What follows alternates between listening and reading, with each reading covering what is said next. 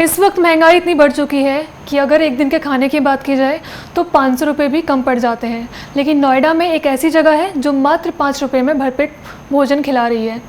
तो अगर आप नोएडा में रहते हैं तो आपने दादी की रसोई के बारे में ज़रूर सुना होगा। आज हमारे साथ मौजूद हैं इस रसोई को करीब 9 साल से चलाने वाले अनूप खन्ना जी। सबसे पहले सर आपका हमारे जिंदा दिल ज़िंदगी विद ज्योति में बहुत बहुत स्वागत है। और सबसे पहले सर मैं ये जानना चाहूँगी कि ये कॉन्सेप्ट आपके दिमाग में कैसे आया, 5 रुपये में मात्र खाना, जो कि लोगों को आप 600-500 लोगों को आप रोज़ खिला रहे हैं, और कैसे मतलब लोग आपसे जुड़े इस चीज़ के लिए? कोई भी चीज़ एक दिन में नहीं हो जाती है। मैं पिछले 25-30 साल से कुछ ना कुछ सोशल काम करता रहा हूँ। मैं यहाँ केमिस्ट एसोसिएशन में भी अध्यक्ष हूँ, डिस्ट्रिक्ट स्टूडेंट गार्जियन एसोसिएशन का जनरल सेक्रेटरी। स्टेडियम पूरा जो आप देख रहे हैं इसमें बैडमिंटन चार्ज वगैरह और टेबल टेनिस वगैरह सारी हम लोगों ने डेवलप करी। शुरू से किसी ना किसी चीज़ में इन्वॉल्व रहते थे। दुनिया में 2 तरह के लोग होते हैं, मेरा मानना है कि एक तो जैसा चल रहा है वैसे चलने दिया जाए और दूसरा ऐसा लगता है कि अगर हम कुछ बदलाव चाहते हैं तो हमें कुछ प्रयास करना चाहिए। हम लोग बड़ा काम तो कर नहीं सकते, उसके लिए सरकार चुनते हैं और ये जो हमारे अधिकारी हैं ये बड़े बड़े लोग हैं। आपके जीवन में भी ये क्षण बहुत आते होंगे कि जब आप कुछ जैसे ट्रैफिक ही देख लिया आपने, ट्रैफिक जाम हो रहा है, सब कुछ है, आपको बहुत गुस्सा आता है, क्यों नहीं हो रहा है ऐसा, मुझे भी कुछ करना चाहिए, लेकिन आप कुछ नहीं कर पाते। तो वो भावना लगभग हर एक के अंदर रहती है। मैंने फिर उसकी जगह ये देखा कि अगर अपना थोड़ा सा प्रयास करा जाए, हल्का सा प्रयास करिए आप, 5 घर इधर 5 घर इधर और अपना घर सुधारने, तो देश सुधर जाएगा। ये मेरा अपना मानना है। तो ये शुरू से हम लोगों ने इस तरह, जैसे यहाँ पे पोस्टमार्टम हाउस था, डेड बॉडी सड़ी गली पड़ी रहती थी, हमने अथॉरिटीज से बात करी, इधर करी उधर करी, तो वो ढक के 3 बात की भाई हम कुछ नहीं कर सकते। तो मैंने उस टाइम घोषणा करी कि हम 2 डेड बॉडी वाला डीप फ्रीजर डोनेट करने जा रहे हैं। केमिस्ट एसोसिएशन की तरफ से एक जनरेटर लगवाया गया, एक हमारे मेडिकल स्टोर वाले हैं उन्होंने एक AC डोनेट करा जिसमें जहाँ पर डेड बॉडीज़ को पोस्टमार्टम करा जाता है। फिर एक बड़ी रिक्शा बनवाई गई क्योंकि Mohammedans and Christians dead bodies दूर ले जानी होती थी। तो आप देखिए कि ज़रा सा स्टेप मैंने लिया और लोग जुड़ते चले गए। इसी तरह जब बिहार में बाढ़ आई थी तो पूर्णिया के आगे बाढ़ आई थी, तो हम ट्रक लोड करके भेज रहे थे यहाँ से। नेचुरल है, मीडिया आता है, फ़ोटो खींच रही थी। तो एक ने सवाल करा, भाई साहब ये ट्रक जाते भी हैं या दिल्ली से वापस आ जाते हैं फ़ोटो खिंचवाने के बाद? बड़ा सही लगा मुझे। तो ये मेरी जीवन का बहुत बड़ा टर्निंग पॉइंट था उस समय, 2004-5 के आसपास की बात है। मैंने उसी टाइम ड्राइवर को बुलाया मीडिया के सामने, मैंने पूछा कि आप कितनी दिन में पहुंचेंगे? उसने कहा 10 से 15 दिन लगेंगे मुझे पूर्णिया पहुंचने में। मैंने कहा जब आप पूर्णिया पहुंचने से 1 दिन रह जाए मुझे बता दीजिएगा। तो उनका 1 दिन पहले फ़ोन आता है ड्राइवर साहब का। मैं यहाँ से बागडोगरा बाई एयर गया, वहाँ से जाके फिर मैंने, उस टाइम ये मोबाइल का ज़माना नहीं था ये अपने वीडियो बनाने का, तो एक प्रोफेशनल फोटोग्राफर वहाँ पे हमने करा। हमने फिर उसकी वीडियो बनवाई, कैसे ट्रक आया, कहाँ गया, कैसे कैसे आपका सामान बटा, उसे खोल के। तो आप यदि ये देखेंगे कि जब आपका दिया हुआ कोई सामान आपकी आंखों के सामने दिख रहा है कि ट्रांसपेरेंसी के साथ में कहाँ बट रहा है वो, तो उसकी CDs बनवा के मैंने सभी लोगों को डोनेट करी थी। जिसने डोनेशन दी थी उन सबको प्रेजेंट करी थी हमने। उसके बाद में फिर जहाँ कहीं कुछ बाढ़ आती थी या कुछ भी होता था, सबके फ़ोन आ जाते थे। तो मजाक में कहता था मेरे से पूछ तो लो, मुझे जाना ही नहीं था लेकिन लोगों का इतना कॉन्फिडेंस आ गया था कि ये एक ऐसी जगह है जहाँ पर हम जुड़ेंगे। तो अब जैसे उत्तराखंड में केदारनाथ जब हादसा हुआ था, मेरे ख्याल 15-16 तारीख की रात में हुआ था, 2011 में। 20 तारीख को 19 तारीख को हमें घोषणा करी कि हम लोग जा रहे हैं। हम 3 लोग गए थे यहाँ से। तो सामान ले नहीं जा सकते थे और हमने कहा हम कैश लेके जा रहे हैं। तो आप विश्वास करेंगे 19 तारीख की सवेरे हमने अपनी फेसबुक वगैरह पे अपडेट करा कि हम लोग जाना है। अच्छा, एक और है, हमारी वेबसाइट पे भी लिखा है, दान हमेशा चल के देना चाहिए, मांगी भीग जाती है। हम कभी किसी से कुछ मांगते नहीं हैं। हमने कहा हम ये करने जा रहे हैं, जिसकी इच्छा हो वो ज्वाइन कर ले, नहीं है तो हम अपने बलबूते करते हैं। तो शाम तक हमारे पास 2.5 लाख रुपये थे, कैन यू बिलीव इट। उसके बाद में हम 3 लोग गए वहाँ जाके, सबसे पहले सहायता हम ही लोगों ने पहुँचाई थी क्योंकि ऋषिकेश के ऊपर ट्रक नहीं जा पा रहे थे। तो मैं इस तरह से कारवा जुड़ता जाता है कि अपने लोगों का कॉन्फिडेंस रहता है। और आपका सवाल ये था कि कैसे होता है, तो मेरे को ज़िंदगी में कभी ऐसा नहीं लगा कि मैं कोई स्टेप लेने जा रहा हूँ। और मैं हर एक यंगस्टर से भी कहता हूँ इस बात को, असफलता में सफलता छुपी है। असफलता के डर से अगर तुम कुछ काम नहीं करोगे तो तुम सफल कभी नहीं हो सकते ज़िंदगी में। तो सफलता झक मार के तुम्हारे सामने आनी है। तो इसी तरह से जब दादी की रसोई का ये कंसेप्ट आपने पूछा, एक दिन हम डाइनिंग टेबल पे बैठे थे, मदर थोड़ी सी बीमार चल रही थी, तो उन्होंने कहा मेरे हिस्से का खाना किसी गरीब को खिला दिया करो। अच्छा। तो हम सब जने हंस पड़े। उन्होंने कहा कि मम्मी आपके खाती कितना हो। तो बेटी के मुंह से निकला, पापा दादी की इच्छा है, आप इतने सारे काम करते रहते हैं तो चलो दादी की रसोई शुरू करते हैं। तो नाम भी पड़ गया, ये हुआ। मैंने मम्मी बताओ क्या देना है, तो बोले खिचड़ी बना दिया करो या दाल चावल दे दिया करो। तो हमें तो आइडिया नहीं बिल्कुल भी कि कैसे होता है। तो हमारे पीछे एक होटल है, उसका एक कुक था, नंदू नाम था उसका, वो हमारे पास आता था दवाइयाँ लेने। मैंने उसे बुलाया, मैंने कहा ऐसे ऐसे यार मदर की इच्छा है। तो जिसको जो काम आता है उसे बड़ा इजी लगता है। जैसे आप एंकरिंग, मुझे बड़ा डिफिकल्ट लगता है, आप कैसे करती हो लेकिन आपके लिए बहुत इजी काम है। तो उसने कहा 15 मिनट में बना दूंगा जी मैं। तो मैंने कहा यार ये काम कर दे। तो उस भाई ने अगले दिन मेरे को एक बारदाना कहते हैं ये लोग अपनी भाषा में, भगोना, ये वो, गैस वैस, कलछी वलछी। तो यहाँ पर एक खारौला के अंदर दुकान है, वहाँ से हम सारा सामान खरीद के ला के दिया। अगले दिन से शुरू कर दिया। शुरू में इसलिए कर पाया कि चूंकि ये सारे काम करने की मुझे प्रैक्टिस रही है सोशल वर्क करने की। आप जिंदगी में जो जो सोशल काम सोच सकते हैं लगभग सारे मैंने करे हुए हैं।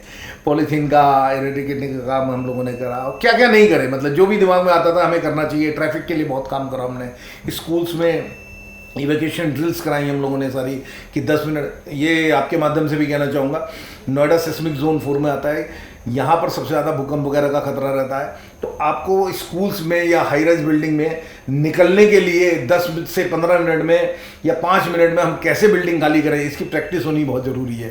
तो ये सब भी हम लोगों ने स्कूल्स वगैरह में कराया। तो कुछ ना कुछ करते रहे। तो अब जब से दादी की रसोई 9 साल से हुए हैं तो कहीं आने जाने का टाइम नहीं होता। लेकिन दादी की रसोई के माध्यम से जो हमने सबसे बड़ा काम करा, यहाँ पर सिविक सेंस दी है। वहाँ पर आइए, आपको देख के बहुत अच्छा लगेगा। सारी गाड़ियाँ लाइन से मिलेंगी आपको। अच्छा सर, जैसे जो इंसान अगर आपके वहाँ पे खाना खाने आ रहा है 5 रुपए देकर, तो एक पार्किंग का भी कोई कॉन्सेप्ट है कि हाँ पार्किंग होनी चाहिए, तो वो जरा एक बार बता दीजिए। मैं पार्किंग के साथ में बहुत सारी चीज़, पार्किंग में अगर गाड़ी, देखिए आपने ऐसे आजकल गाड़ियाँ हो गई हैं बहुत, और पार्किंग हमारे पास बहुत पुरानी है। तो अगर आप 3 गाड़ी की पार्किंग खा रहे हैं तो ये बहुत ही गलत है। जब आपको पार्किंग नहीं मिलती तो आप बहुत गुस्सा करते हैं कि देखो इस गाड़ी ने कैसे लगाया, अगर ये सही से लगी होती तो मेरी भी गाड़ी लग जाती। तो गाड़ी हमेशा जब भी आप लगाएं, चाहे खाली जगह हो, आपको ऐसे लगानी चाहिए। तो ये चीज़ें अब पढ़े लिखे लोगों को समझाते तो वाइट कलर होता है तो कहता है अच्छा हमें समझा रहा हूँ। लेकिन वो बेचारा जो रिक्शा वाले हैं, 3 व्हीलर वाले हैं, वहाँ हमने दादी की रसोई के माध्यम से कहा है कि आपको खाना तब मिलेगा जब गाड़ी पार्किंग में लगेगी।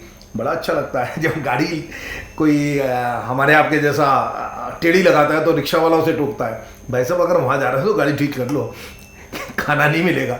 तो ये कंसेप्ट आया कि एक रिक्शा वाला गाड़ी वाले को समझाता है कि गाड़ी कैसे लगानी है। आप कभी आइए, वहाँ पर हर गाड़ी आपको प्रॉपर मिलेगी, साइकिल, रिक्शा, सब प्रॉपर पाएंगे। सबके हाथ में 5 रुपये का सिक्का होता है। वो जो चेंज मेरे पास आती है मैं अपनी दवाई की दुकान पे रख देता हूँ, वहाँ से आप चेंज करा के लिए। ये कंसेप्ट मेरे को कहाँ से आया, जब पेट्रोल पंप पे जाते हैं आप लोग, पेट्रोल पंप पे जब पूरा पेट्रोल भर जाता है फिर आदमी जेब में हाथ डालता है या क्रेडिट कार्ड निकालता है। अरे भाई आपने 500 रुपये का, 1000 रुपये का पेट्रोल पड़वाना, जब तक पेट्रोल पड़ रहा है उसके हाथ में दीजिए पीछे वाले को, क्योंकि शाम के टाइम में बड़ी प्रॉब्लम होती है। तो ये छोटी छोटी सी बातें जो मैंने बताया ना कि अगर मैं मेरे हाथ में पावर नहीं है तो, लेकिन मैं वहाँ से कुछ कंसेप्ट चेंज करके, हमारी दादी की रसोई में सबसे बड़ी खासियत ये है सफाई। 500 आदमी खाना खा के जाता है, लोग कहते हैं कि ऐसा लगता ही नहीं कि यहाँ पर उनको ये भी सिखाया गया है। डस्टबिन रखे हुए हैं हमने, 3 डस्टबिन है हमारे पास में सफाई के लिए। अगर हम फल दे रहे हैं तो केले का छिलका वगैरह सबको उसमें डालना है, कोई वहाँ पे ना डाले। तो मतलब छोटी छोटी सी बात। अच्छा अब ये पॉलीथीन की बात है, जो हमारा दवाई की दुकान है वहाँ पे प्रधानमंत्री भारतीय जन औषधि केंद्र के नाम से है। और ये फिर मैं एक बार कहना चाहूँगा कि इसके पूरे भारत में 14,000 से ज़्यादा ब्रांचेस हैं। ये दवाइयाँ अगर आपका घर का बजट 10,000 रुपये है तो यहाँ से अगर आप दवाई लेना है, गवर्नमेंट शॉप है, तो 1,500 से 2,000 रुपये में आ जाएगी। बहुत अच्छी क्वालिटी की मेडिसिन है। तो यहाँ पर हमने सबसे पहले दिन से शुरू करा कि हम आपको, अगर आपको हमारे यहाँ से दवाई चाहिए तो कपड़े का थैला लाना चाहिए। अच्छा। अब लोग बहुत लड़ते थे कि ऐसी पहली दुकान है कि साहब जो कागज का थैला में नहीं दे रहा है। मैंने कहा इसलिए नहीं दे रहा है कि आपको परेशानी होगी। लोग ऐसे ले जाते थे तो हम उनकी गाड़ी तक छोड़ने जा रहे हैं। आज 99% आदमी थैला लेके आता है और मुझसे एक बात कहता है, बोला खन्ना साहब कुछ सिखाया नहीं सिखाया, थैला लाना सिखा दिया। मैंने कहा हमारे दादा लेके चलते थे, हमारे पिताजी लेके चलते थे, हमने बिगाड़ा इस जनरेशन ने, हमारी जनरेशन ने ये जो पॉलीथिन वाला, हम ही सुधारेंगे।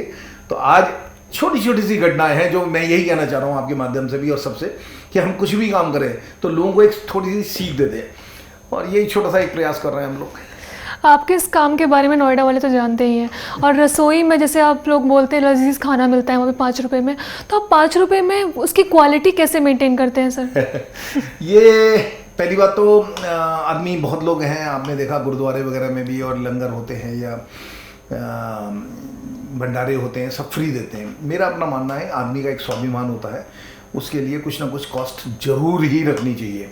देसी घी का खाना होता है, पहले दिन हम लोगों ने डिसाइड करा था कि चाहे हम 20 आदमी को खाना खिलाएंगे, लेकिन जैसा खाना हम घर में नहीं खाते उससे बढ़िया खाना हम वहाँ पर बनाने की कोशिश करेंगे। ये मदर की इच्छा थी और मदर ने एक सेंटिमेंटल डायलॉग भी दे दिया था हमें कि अगर तुम्हें कभी पैसे की दिक्कत आए तो मेरी पेंशन में से निकाल सकते हो। तो मतलब ये बहुत बड़ी बात होती है। तो मतलब उनकी बात पे रखते हुए हमने कहा क्वालिटी से हम कोई कंप्रोमाइज़ नहीं करेंगे। और शायद आपको सुन के ताज्जुब होगा कि नोएडा का किसी भी रेस्टोरेंट का क्वालिटी का सर्टिफिकेट, पहला सर्टिफिकेट दादी की रसोई को मिला था। पूरे यहाँ पर मतलब बड़े से बड़े रेस्टोरेंट को नहीं मिला, किसी होटल को नहीं मिला, दादी की रसोई को दिया गया था 2016 में। तो आए थे, चेकिंग वगैरह हुई थी, सब कुछ हुआ था। और जो सवाल आपका है तो लगता है गरम मसाला वगैरह हम लोग अपना खुद पीसते हैं, बाज़ार से नहीं लेते। हर चीज़ मतलब जितनी कोशिश होती है, एक नीम वाश करके आता है, उससे सारी सब्जियां धोई जाती हैं, फल धोए जाते हैं, क्योंकि आजकल कहते हैं केमिकल्स वगैरह से बनता है। हर चीज़ में जितना ज़्यादा से ज़्यादा हम लोग सोचते हैं कर सकते। आरओ वाटर इस्तेमाल करते हैं चावल वगैरह के लिए, ये ऑर्डनरी वाटर से नहीं बनता। जो जितना दिमाग हमारा चलता है, जहाँ जहाँ हम क्वालिटी मेंटेन करने के लिए, वो सब छोटा मोटा करते हैं।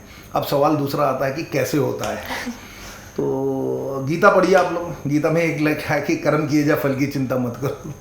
तो हम कर्म करते हैं और ये कैसे होता है ये ऊपर वाला बताता है, क्योंकि वहाँ पे जो हमारा पैसे का बॉक्स है ना, वो ओपन रखा हुआ है, हमने लोग ऊपर से डालते हैं जी। तो ये ऊपर वाला देखता है उसे कैसे भरना है। मैं अपना काम कर रहा हूँ जैसा होता है। अब जैसे मैं आपको छोटा सा एग्जाम्पल बताऊँ, जब 21 अगस्त 2015 को हमने शुरू करा था तो सड़क पे शुरू करा था और खिचड़ी से शुरू करा था, कुछ भी नहीं था साथ में, और एक अचार था। लेकिन कुछ लोग जुड़े, किसी ने कहा मैं रोटी दे रहा हूँ, किसी ने कहा मैं रसगुल्ले दे रहा हूँ, किसी ने कहा आज मेरा बर्थडे। करते करते आज 5 रुपये का एसी आउटलेट है जिसमें अंदर एयर कंडीशन में टीवी भी लगा है और लोग अपने, जैसे आप लोग गरीबों को मैकडोनल्ड समझ जाओ। और बाहर भी हम लोगों ने शेड लगवा रखा है, कूलर वगैरह की व्यवस्था है, टेबल वगैरह सब है। तो ये मैं थोड़ी कर रहा हूँ, मैंने एक मंच बना दिया है, लोग जुड़ते जाना है। और ट्रांसपेरेंसी का बहुत ज़्यादा ध्यान रखा जाता है इसमें। ट्रांसपेरेंसी मीन्स हम ऐसा नहीं करते कि आज हम वहाँ जाके बांट रहे हैं, आज हमने वहाँ बांटा, आज खाना वहाँ बांटने जाना है। अरे कुआं प्यासे के पास क्यों जाता है, प्यासे को कुएं के पास आना चाहिए। मेरा शुरू से कंसेप्ट रहा है। अगर आपको भूख लगी है तो आपको पता लगे कि वो एक पर्टिकुलर जगह है, वहाँ पे 5 रुपये में अच्छा खाना मिलता है। तो लोग मतलब लोग आपके मैं सच बता रहा हूँ आपसे कि देने वालों की बहुत लंबी लाइन है, लेने वाले हैं ही नहीं। अगर आप ट्रांसपेरेंसी से काम तो करिए ना। पहली बार सुनने को मिला है सर। दिल से काम करिए, लोग आपसे दिल से जुड़ना चाहेंगे।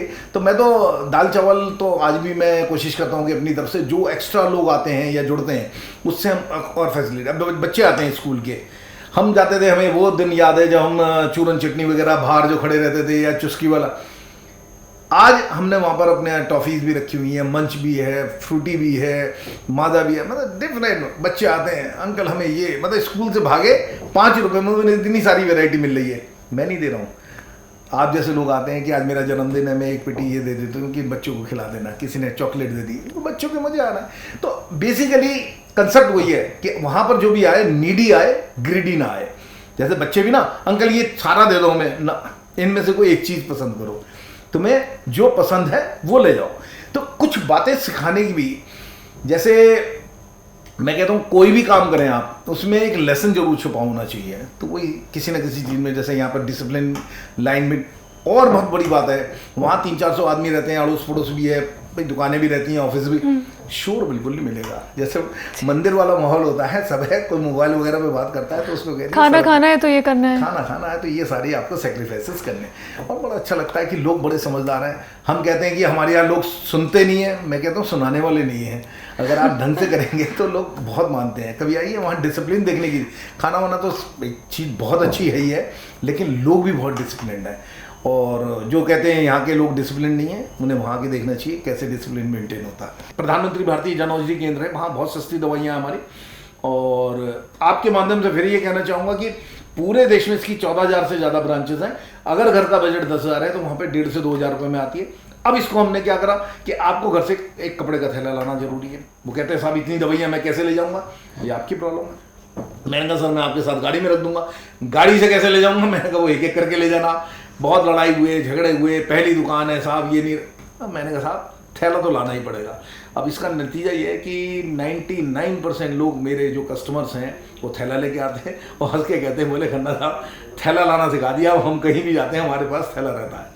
तो ये छोटी छोटी सी बातें हमें, मतलब हम करते नहीं हैं। अगर हमें समझाने वाला मिल जाए तो हमारा देश बहुत बहुत सुधर सकता है, इसमें कोई दो राय नहीं है। बट प्रॉब्लम ये होती है, जैसे मान लीजिए जरा सा गड्ढा दिखा हम अथॉरिटी को नहीं लगा। रोज आप सोशल मीडिया पे देखिए जो ग्रुप्स हैं, इन्होंने गड्ढा नहीं भरा, इन्होंने, अरे कितने का भरा जाएगा? 10 आदमी मिलके गड्ढा भरो, उसकी फोटो खींचो, अथॉरिटी को देखो तुमने गड्ढा भरा था, हमने भरा। अगले दिन देखो आप कैसे नहीं होगा, कैसे नहीं होगा। तो आप इन चीज़ों का प्रयास करें और यही मेरा प्रयास है छोटा सा, कि मैं दूसरे पे डिपेंडेंट ना होके खुद अपने एक कोशिश करता हूँ कि इसके माध्यम से कुछ संदेश दे सकें। जी, तो जैसे आप सर 2015 में आपने अपनी दादी की रसोई जो है वो शुरुआत की थी, तो बीच में कोरोना भी पड़ा। तो जब कोई अच्छा काम होता है तो कुछ लोग ऐसे होते हैं, अरे यार ऐसे ही कर रहा होगा, कुछ मिला रहा होगा, 5 रुपए में खाना कैसे मिल सकता है। तो ऐसे लोग आपके सामने आए होंगे, तो आपने इस चीज़ को कैसे, मतलब उन लोगों को जवाब दे के आप यहाँ पहुँचे हैं? एक्चुअली शुरुआत में बहुत हुआ मेरे साथ, जब हुआ 2-4 दिन चलाएगा भाई मीडिया के लिए, पब्लिसिटी के लिए। अब देखा ये तो चुप ही नहीं हो रहा है, तो चले जा रहा है। और फिर ये हमने 21 अगस्त को शुरू करा था, तो चलो उसके बाद तो ठंड थी। फिर जब गर्मियाँ आई तो जगह थी नहीं, तो पेड़ के नीचे ही अब लोग अपने एसी गाड़ी में से निकलते थे, देखते थे कि ये, मेरे बच्चों ने मेरे से कहा, मेरा बेटा विदेश में सेटल्ड है, बोले पापा कुछ एसी वैन बनवा देता हूँ। मैंने कहा यार ये सोशल वर्क है, ऐसे ही करना है, तो मुझे नहीं चाहिए। एक्चुअली क्या है ना, सर्दी गर्म, मेरे पिताजी हमेशा कहते थे, ये आप लोगों के लिए भी है, नई जनरेशन के लिए बहुत सही बता रहा हूँ मैं आपसे। हमारे पापा कहते थे सर्दी में आपको गर्मी चाहिए, हीटर लगाते हैं, गर्मी में आपको ठंड चाहिए, क्विल्ट लेके सोते हैं। बोले क्या कंसेप्ट है? तो हमारी दुकान पे जब हमारे पापा बैठते थे, जितना नोएडा में हम 84 से हैं, सभी लोग जानते हैं मेरे पिताजी को भी, फ्रीडम फाइटर थे, काफ़ी फेमस थे। तो जब भी वो दुकान पे बैठते थे तो एसी बंद करके लड़के परेशान रहते थे, पापा जाते थे एसी ऑन, हमारे घर में मम्मी वगैरह परेशान हो जाती थी कि घर का एसी बंद हो जाता था। तो ये अगर आपने इम्यूनिटी बढ़ानी है, अपने को 90 साल 100 साल तक जिंदा रखना है, तो ये इस बात का ध्यान रखें। भगवान ने जो 4 मौसम बनाए हैं उन चारों का स्वाद लिया, सर्दी गर्मी। तो हालांकि अब आजकल बगैर एसी की कुछ नहीं होता, यहाँ पे भी एसी लगा रखा है। जी जी जी जी। तो ये जो आपने बताया, फिर कुछ लोग आपको इल्जाम लगाते हैं। एक बड़ी समस्या क्या है आज के डेट में, अगर आप कुछ काम कर नहीं सकते तो दूसरे को कैसे डिमोरलाइज करा जाए। दाएं हाथ से लेते हैं, बाएं हाथ को देते हैं, किसी को पता नहीं लगना चाहिए, अरे यार तुझे क्या परेशानी है, तेरा कंसेप्ट ये है, मेरा कंसेप्ट है, सबको पता लगना चाहिए। मैं इस बात को कहता हूँ, जो मैंने लोगों ने इसकी पब्लिसिटी करी, बहुत लोगों ने कहा कि ये पब्लिसिटी करने की चीज़ नहीं है, गुप्त दान होना चाहिए। मेरा कहना है इससे मोटिवेट होते हैं लोग। आज पूरे भारतवर्ष में 400 से 500 जगह इस तरह के कंसेप्ट चल रहे हैं। किसी ने 1 रुपए में कर रहे हैं, कोई 2 रुपए में, सरकारों ने शुरू कर दिया हमें देख के। तो मतलब लोगों को मोटिवेट करने के लिए आपको बताना तो पड़ेगा, भाई ये भी कंसेप्ट है। हो सकता है मैं कम कर रहा हूँ, ज़्यादा कर रहा हूँ, वो तो अलग बात है। आप किसी को ये नहीं कह सकते आपकी ये सोच है, मेरी ये सोच है, इसमें कोई परेशानी नहीं। फिर कुछ लोग, एक साहब आए, जो आपका सवाल था कि कहने लगे खन्ना जी इसमें कमाई तो बहुत मोटी होगी। मैंने कहा भाई एक बात बताओ, ये जो शॉपिंग कॉम्प्लेक्स है हमारा, ये सारी कमर्शियल है, इसके अंदर सारे लोग पैसा कमाने के लिए बैठे हैं। कोई डॉक्टर है, कोई प्रॉपर्टी डीलर है, कोई कपड़े वाला है। चलिए मैं भी पैसे कमा रहा हूँ जी, लेकिन मैं खिला तो रहा हूँ, ये खिला भी नहीं रहे। और मैंने कहा अगर मान लीजिए आपने पूछा ये तो 20 लाख रुपए हर महीने की इनकम है, आप भी शुरू कर लीजिए। तो कहने लगे मेहनत बहुत है। मैंने कहा यार 20 लाख रुपए के कमाने के लिए भी आप मेहनत नहीं कर सकते। तो कहने का मकसद है, आप अगर कोई कहता है तो आप उसको कैसे जवाब दें, आप उसे बहस तो कर नहीं सकते इन चीज़ों से। गुस्सा होंगे तो अपना ही दिमाग खराब करना, क्योंकि उसने तो पंगे लेने, उसने तो मतलब तफरी लेने। जैसे शाम को मेरे पास फ़ोन आया, कहने लगे साहब ये 5 रुपये का खाना देते हैं। मैंने होम डिलीवरी है। अब शुरू में तो गुस्सा आया, लेकिन फिर मैंने अब कहना शुरू कर दिया यस 5 रुपए की होम डिलीवरी है। तो साहब 2 प्लेट भिजवा दीजिएगा। मैंने कहा तो 1000 रुपये है। तो बोले आपने तो 5 रुपये कहा था। मैंने कहा 495 रुपये होम डिलीवरी चार्जेस। तो जैसा सवाल है वैसे ही जवाब देने पड़ते हैं। तो आप मस्ती के साथ जिंदगी जिए, क्योंकि अगर आप हर एक को कन्विंस करने की कोशिश करेंगे नहीं ही हो पाएगा। मैं क्यों कर रहा हूँ, कैसे कर रहा हूँ, इसका कोई जवाब ही नहीं है। आपके अंदर से भावना होनी चाहिए कि मुझे ये करना है। और जब से ये आपने मीडिया पे इतना ज़्यादा पॉपुलर करा है तो मैं ये मानता हूँ कि ये पॉपुलरिटी जो भी है, जो आज दूर दूर से लोग आते हैं, दिल्ली विल्ली से भी बहुत, द्वारका तक से लोग आ रहे हैं। मतलब मुझे द्वारका जाना पड़ता है तो मैं 10 बार सोचता हूँ, लेकिन वहाँ सिर्फ मिलने के लिए आते हैं, देखने के लिए आते हैं। तो मुझे लगता है कि जो मैं काम कर रहा हूँ उसको देखने के लिए मुझे राष्ट्रपति कोविंद जी ने भी बुलाया था, मान लीजिए मुर्मू जी ने भी बुलाया है, केबीसी भी हुआ, शक्ति कपूर जी भी आया, मैं दुनिया, तो मेरे पास नहीं आ रहे हैं। ये मेरा अपना सोच है। दादी की रसोई जो काम कर रहा हूँ ये उसकी है, तो उस काम को मैं परफेक्शन के साथ करूँ, उस काम को मैं ईमानदारी के साथ करूँ। जिस काम में मतलब वो वाली कहानी है ना, अगर इसमें कोई गलती से गलती हो जाएगी तो लोगों का फेथ उड़ जाएगा, जो मैं नहीं करना चाहता। तो आप कभी भी आते हैं और आपने देखा जब भी आपने टाइम वाइम मांगा मेरे से, मैंने इस टाइम बार से तो आपको मना कर दिया कि मैं उस समय तो किसी भी कीमत पे नहीं रहता, मैं हमेशा वहाँ रहता हूँ। आप बगैर अपॉइंटमेंट, बगैर किसी उसके वहाँ देखेंगे तो मेरे को हमेशा वहाँ पाएंगे। जैसे आपने सोशल मीडिया की बात करी सर, अगर सोशल मीडिया की बात की जाए तो इसका नेगेटिव इम्पैक्ट भी है, पॉजिटिव भी है। बाबा के ढाबा के बारे में आपने ज़रूर सुना होगा। तो जब पहले वो अपना काम कर रहे थे, पर जब वो लोग उनके पास पहुँचे तो काफ़ी नेगेटिविटी आई, एक टाइम पे आके उनका ढाबा बंद हो गया, या ऐसी चीज़ें। तो आपको क्या लगता है कि सोशल मीडिया के आने से आपके लिए पॉजिटिव रहा या नेगेटिव रहा? देखिए, सोशल मीडिया उनका और मेरे में क्या फ़र्क रहा, मैं शुरू से सफलता को अपने सिर पे हावी नहीं होने दिया। मैं जैसे पहले दिन था वैसा ही आज, जो मेरे को अगर पिछले लोग हैं हो सकता है थोड़ा बहुत चेंज आया हो, मैं इस बात को नहीं कहता। लेकिन मैंने एक बात हमेशा ध्यान रखी कि जो मैं खाना बांटता था, मैं अपने टाइम से पहुंचता हूं, टाइम से वहां से निकलता हूं। उसके अलावा मैं इधर उधर देखते, घोड़ा होता है ना जी, मैंने उसको बड़ी अच्छी तरह से देखा, उसके वही डाल देते हैं जिससे कि रोड ही दिखती है, तो मैं उस बात को बिलीव करता हूँ। दूसरा, मैं यहाँ पिछले 30 साल से यहाँ का प्रेसिडेंट भी रहा हूँ, स्कूल का आंदोलन मैंने शुरू करा, ये करा, स्टेडियम।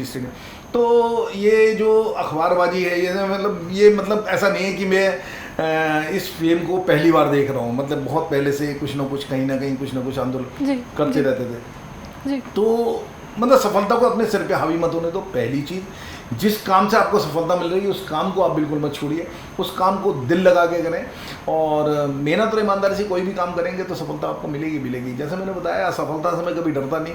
किसी भी चीज़ को करने के लिए मुझे कभी कोई शर्म नहीं आती है। मुझे लगता है कि अगर मैं फेल भी हो गया तो कोई परेशानी की बात नहीं है, क्योंकि असफलता में ही सफलता छुपी है। ये मेरा गुरु मंत्र है हर एक के लिए, और आजकल के बच्चों के लिए तो खास तौर से जो एक जरा सा असफल होते ही बिल्कुल जो डिप्रेशन वर्ड है, वो जो हमने तो कभी सुना भी नहीं था क्या होता है तो उनके लिए मैं हमेशा जहाँ भी मेरे को मौका मिलता है मोटिवेशनल टॉक्स वगैरह के लिए, जैसे बिट्स फुलानी वगैरह या संजय वेल्स वगैरह बुलाते हैं, तो वहाँ पे भी मैंने यही बात बोली बच्चों को कि हमेशा इस बात का ध्यान रखें, असफलता से कभी मत घबराएं, क्योंकि कोई भी चीज़ होती है उसमें पहली बार तो असफल हो गई, तभी सफलता मिलेगी आपको। जी सर, जैसे अभी आपने जो दादी की रसोई 9 साल से आप चला रहे हैं, तो फ्यूचर प्लान क्या है आपका? जैसे मैंने सुना है कि आप कपड़े भी देते हैं, दवाई भी देते हैं, तो ये फ्यूचर को लेकर आपका क्या प्लान है इसके लिए? ये मैं जब दादी की रसोई हमने शुरू करा था तो दवाइयों का मेरा शुरू से काम रहा, तो मुझे पता लगा प्रधानमंत्री भारतीय जन औषधि केंद्र, एक जेनेरिक मेडिकल स्टोर्स की बहुत अच्छी वो है सरकारी योजना, तो मैंने अप्लाई करा तो उन्होंने मेरे को लाइसेंस दे दिया। तो नोएडा का मेरा पहला था ये शहर के अंदर। तो आप मैं देख के था, मतलब अब ब्लड प्रेशर की जो दवाई मार्केट में 200 रुपये की है, यहाँ 20 रुपये की है, लोगों को बहुत बेनिफिट हुआ। अच्छा, लोगों को ये डाउट था शुरू में कि पता नहीं इसके रिजल्ट्स कैसे होंगे, असर होता है नहीं होता, लेकिन धीरे धीरे मैंने सबको समझाना शुरू करा कि आपको बीपी है या शुगर है तो आप 1 हफ्ता इसको खाइए, बीपी चेक कर लीजिए। अगर बीपी नॉर्मल है तुम्हें क्या मतलब क्या खा रहा है क्या नहीं है, भाई किस कंपनी की, इससे क्या मतलब है। शुगर के साथ भी ऐसी है। अब टॉनिक वॉनिक होते हैं तो वो सिंगारा टाइप का तो है नहीं कि साहब शीशा फोड़ के आदमी बाहर निकला है, उसको तो रिजल्ट नहीं देख सकते आप। बट जिन चीज़ों के रिजल्ट आपको आंखों से दिख रहे हैं तो उनको पहले तो लोगों में कॉन्फिडेंस आया। तो आज की डेट में ऊपर वाले की दुआ से बहुत कन्विंस्ड हैं लोग, बहुत अच्छे। और आपके माध्यम से मैं खुद आपसे रिक्वेस्ट करूंगा, पूरे भारतवर्ष में इसकी 14,000 से ज़्यादा ब्रांचेज हैं, तो इसकी प्रधानमंत्री भारतीय जन औषधि केंद्र से दवाई लीजिए। आपके घर का बजट अगर 10,000 है तो 1,500 से 2,000 रुपये में आ जाएगा। इसके साथ में जब 21 अगस्त 2015 को हम लोग शुरू करा था ये, तो उसके थोड़े दिन बाद ही दिवाली आई थी। एक निहारिका लड़की आई, उसने कहा अंकल मेरी अभी भी शादी हुई है ये मेरा लहंगा है, किसी को दे दीजिएगा। अब मैंने कहा इतना इसने 80,000 या 1 लाख रुपए का बनवाया होगा, अगर मैं किसी को दे देता हूँ तो हो सकता है वो बेच दे। तब हमने ये कंसेप्ट निकाला कि किसी को शादी करनी हो तो हमसे ये लहंगा वगैरह ले सकते हो और शादी करके वापस कर दो, 1 महीने 2 महीने जो भी आप टाइम देते हैं। अब ये जैसी फेसबुक वगैरह पे आपने कहा मिस यूज़ कैसे होता है फेसबुक वगैरह का, सोशल मीडिया का फ़ायदा कितना होता है। जिसको पता लगा फेसबुक पे अपलोड करते ही कम से कम मेरे पास 40-50 आ गए। अच्छा। अब वहाँ पे पूरी वैरायटी मिलती है। और मैं आपके माध्यम से फिर कहना चाहूँगा कि ये लहंगे वगैरह बिल्कुल मत खरीदना, किसी की भी शादी हो, चाहे करोड़पति की चाहे किसी की भी। मेरे यहाँ ये शेरवानी बहुत अच्छी हैं, ये साड़ियाँ बहुत अच्छी हैं, लहंगे वगैरह बहुत अच्छे हैं। अपने हिसाब से अल्टर करा लिए। एक दिन के लिए 1.5-2 लाख 3 लाख रुपए मत खर्च करो। किसी और जगह ज़रूरत का सामान आप लोग ले लीजिए और किसी को नहीं पता लगेगा, मैं बताऊंगा भी नहीं कि कौन ले गया है लेकिन आप वहाँ से लीजिए, शादी करिए और 1.5-2 महीने बाद वापस कर दीजिए अपने ड्राई क्लीनिंग वगैरह करा के। वो भी नहीं कराएंगे, मैं करा लूँगा, बट एक दिन के लिए इतना खर्चा मत करें। मेरे यहाँ आपको पूरी अच्छी, बहुत अच्छी क्वालिटी के लहंगे वगैरह सब चीज़ मिलेगी। इसके साथ में फिर लोगों ने कपड़े देने शुरू करे, बहुत अच्छे अच्छे कपड़े। तो आदमियों के तो खैर हमारे जो होते हैं ना कॉलर घिसे हुए मिलते हैं, लेडीज़ के बहुत अच्छे मिलते हैं वो कहता हूँ अगर आपकी 2 बार फोटो खींच जाती है तो आप मेरे यहाँ छोड़ के जाते हैं, तीसरी बार नहीं। और आदमियों के कपड़े होते हैं वो घिसे घिसाए मिलते हैं। अच्छा, आदमियों में वैरायटी भी कितनी, सफ़ेद, काला, नीला, लाल, 3-4 कलर्स हैं, और पैंट के भी यही सब है। तो बहुत अच्छी चीज़ें मिलती हैं। फिर घर का जो सामान होता है वो बहुत अच्छा देना शुरू करा। अब जैसे कोरोना आया था तो उस टाइम पे लोगों ने, किसी ने व्हील चेयर्स वगैरह दी मेरे को, किसी ने ऑक्सीजन कंसनट्रेटर है मेरे पास में, वॉकर्स हैं। आपके माध्यम से फिर कहूँगा कि अगर किसी को भगवान न करे फ्रैक्चर वगैरह होता है तो हमसे ले जा सकता है फ्री ऑफ कॉस्ट। और हम ये कुछ नहीं, मंच बना दिया सब आपस में एक दूसरे को। अब मेरा फेसबुक पेज है दादी की रसोई बाय अनूप खन्ना, उसमें 60-70 हज़ार आदमी जुड़े हुए हैं उससे। तो सब आपस में करते रहते हैं कि भाई तुम्हें ये चाहिए मेरे से ले लो, तो यहाँ छोड़ जाते हैं अपने। अब जैसे कोरोना आया सडनली पूरा बंद कर गया था पूरा भारत। अब जैसे हमारा केमिस्ट का था तो हमें दवाइयों की दुकान खोलनी थी, तो डीएम साहब के यहाँ मीटिंग थी, तो अगले दिन ही अब कहते हैं कि जब आदमी घर से बाहर नहीं निकल रहा, हमें अपनी दवाइयों की दुकान के पासेस में बनाने सब कुछ करना, क्या 2-3 दिन इस काम में लग गए। फिर मेरे पास राशन बहुत पड़ा था, क्योंकि हमें तो 1 महीने का राशन रिजर्व में लेके चलना। तो हमने कहा ये चूहे वगैरह खा जाएंगे या घुन लग जाएगा, तो इससे अच्छा इन्हें बांट देते हैं, क्योंकि हम पे पासेस थे। हमने बांटना शुरू कर दिया। लड़के थे हमारे पे, उनके पासेस बने हुए थे, तो 3-3.5 किलो आटा, आधा किलो दाल, आधा किलो चावल के पैकेट्स बना लिए। किसी भी जगह जाके वहाँ पे लाइन लगवाते थे, वो सब उसके अंदर हैं फोटोज़ वगैरह सब। तो आप देखेंगे बड़े प्रॉपर लाइन वगैरह मेंटेन कराते थे। तो उनको पहले दिन जाते ही समझा दिया था कि अगर हर हफ्ते सामान चाहिए तो आप सोशल डिस्टेंसिंग मेंटेन करिए। जैसे ही ये फेसबुक पे अपलोड हुआ, सब ने, किसी ने, हमने तो अपना राशन खत्म करने के लिए करा था, लोगों ने, किसी ने 10 बोरी आटा भेज दिया, किसी ने 4 बोरी चावल भेज दिया। अब वो पूरे 2 साल हम यही सब करते रहे, एक भी दिन हमारा ये नहीं टूटा। तो ये राशन हम लोगों ने उस टाइम बांटा। फिर जैसे ये खुला तो फिर हमने दादी की रसोई दोबारा शुरू करी। तो डिसिप्लिन के साथ काम, डिसिप्लिन। अरे बहुत डर लगता था। मेरा बेटा सिंगापुर में, बेटी हैदराबाद है, दोनों कहते थे पापा भगवान न करे कुछ हो गया हम तो आ भी नहीं पाएंगे। तो मैं कहता था व्हाट्सअप कॉल कर लेना, वहाँ पे पंडित जी दिया सलाई दिखा देंगे, आप देख लेना, कोई दिक्कत की बात नहीं है। लेकिन मेरा ये मानना रहता है कि अगर आप सच्चे मन से किसी काम को कर रहे हैं तो ऊपर वाला साथ देता है, और साथ दिया। और भगवान की कृपा से वो समय जो था, विकट समय, जब लोग बाहर नहीं निकल पा रहे थे और हम घूम रहे थे और बांट रहे थे, तो ठीक निकल गया। जैसे कि सर आप दादी की रसोई चला रहे हैं, 500-600 लोगों को खाना खिला रहे हैं, कपड़े दे रहे हैं, और ये जो मेडिकल वाली जो आपने बात करी, लोगों तक दवाई पहुंचाने का काम कर रहे हैं, तो आपके अंदर इतनी पॉजिटिविटी, अभी भी आप इतने पॉजिटिव हैं हर चीज़ को लेकर और सेटिस्फाइड हैं, तो क्या कहना चाहते हैं आप जनता को इस बारे में? मैं जब मैंने शुरू करा था ऐसा नहीं है। अब जब आपके साथ इतने सारे लोग जुड़ जाते हैं ना, तो उनका फेथ आपके साथ आ जाता है। तो आप ज़िंदगी में कभी भी कोई काम करो, मैं हर एक से कहता हूँ, मतलब दिल से करो। किसी भी काम को करोगे ना, आप एंकरिंग कर रही हैं, आपको दिल से करनी चाहिए। आप मतलब फिर स्काई इज द लिमिट, आपको कोई मात ही नहीं दे सकता। मैंने आज तक ज़िंदगी में जो काम करा, मतलब चाहे मैं टेबल टेनिस चैंपियन था अपने टाइम का, देहरादून चैंपियन था, गढ़वाल रीजन, फिर ये रोहिलखंड यूनिवर्सिटी चैंपियन वगैरह रहा।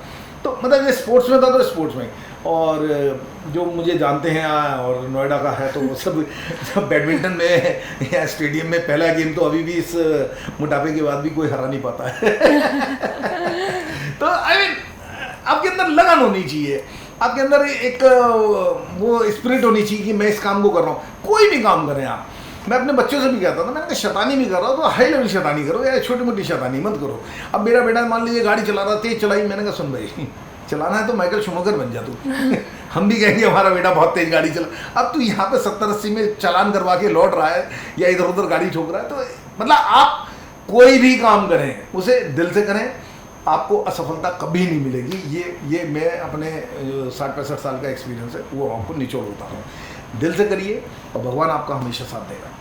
तो सर जैसे कि आप काम कर रहे हैं उसको देखते हुए कई लोग आपसे जुड़ने की कोशिश कर रहे होंगे, तो कोई ऐसा शख्स या कोई एनजीओ आपसे जुड़ने की कोशिश की थी किसी ने कभी?